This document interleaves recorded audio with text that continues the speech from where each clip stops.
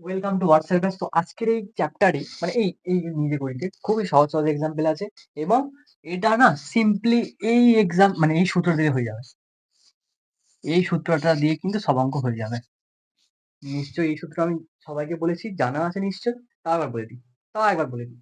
যদি কোনো একটা সংখ্যা জিরো না হয়, অন্য কিছু সংখ্যা একটা হলো যেন জিরো না, কিন্তু যদি তার মাথায় জিরো বসে থাকে না, মানে ধরো ধরো ৫ এর মাথায় জিরো আছে, এটা আউটপুট হিসেবে ১ দেবে। ধরো ৭ এর মাথায় জিরো আছে, এটাও ১ দেবে। ধরো 0 এর মাথায় 0 আছে, সেটাও ১ দেবে। ভুল, ১ দেবে না।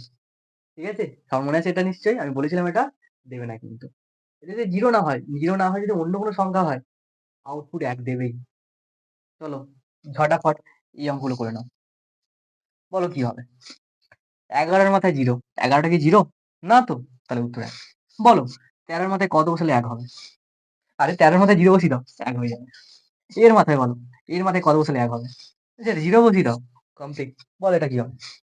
আরে এটা দিয়ে এটাকে ভাগ করছি, সেম নাম্বার দিয়ে ভাগ করছি, ১ হবে না? এটা বলো। এটা দিয়ে কাকে ভাগ করলে ১ হবে? আরে সেম নাম্বার দিয়ে ভাগ করলে তবে তো হবে। তার মানে কি হবে? এটা। ব্যাস কমপ্লিট চ্যাপ্টার।